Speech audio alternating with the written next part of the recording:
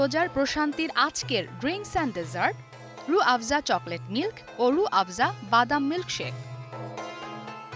প্রথমেই রু Afza chocolate milk তৈরি করতে যে সকল উপকরণ লাগবে: রু আফজা, তরল দুধ, চকলেট চিপস, তরল চকলেট ও ভ্যানিলা আইসক্রিম।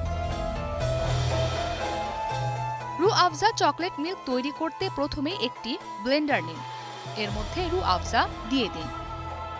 এবারে চকলেট চিপস, তরল চকলেট, ভ্যানিলা আইসক্রিম ও ঠান্ডা তরল দুধ নিন। এবারে ভালো করে ব্লেন্ড করে নিন। খেয়াল রাখতে হবে যেন সবগুলো উপকরণ ভালোভাবে মিশে যায়। এরপর পরিবেশনের জন্য গ্লাসে তরল চকলেট ঢেলে নিন। এবারে ব্লেন্ড করা মিশ্রণটি গ্লাসে ঢেলে হুইপ ক্রিম ও চকলেট দিয়ে অথবা আপনার পছন্দ মতো পরিবেশন করুন। তৈরি হয়ে গেল মজাদার রু আফজা চকলেট মিল্ক। সারাদিন রোজা রাখার পর আপনার জন্য রু আফজা চকলেট মিল্ক হতে পারে একটি স্বাস্থ্যকর উপাদেয় খাবার। এবারে রু আফজা বাদাম মিল্কশেক তৈরি করতে যে সকল উপকরণ লাগবে: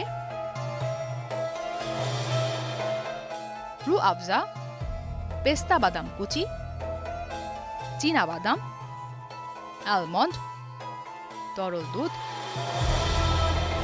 রু আফজা বাদাম মিল্কশেক তৈরি করতে প্রথমেই একটি ব্লেন্ডার নিন, এর মধ্যে ঠান্ডা তরল দুধ, রু আফজা, চীনা বাদাম, আলমন্ড ও পেস্তা বাদাম কুচি দিন।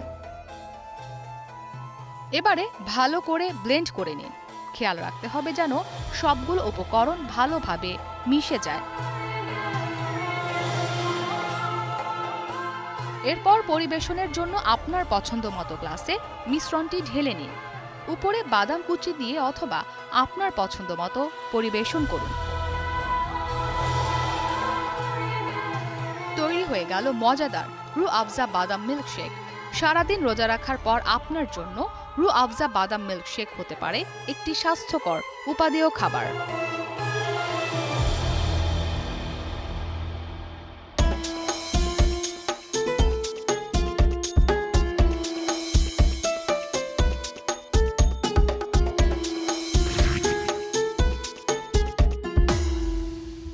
ইফতারে সবারই চাই রু আফজারি পরশ, স্বাদে আর গুণগত মানে করে না পোষ।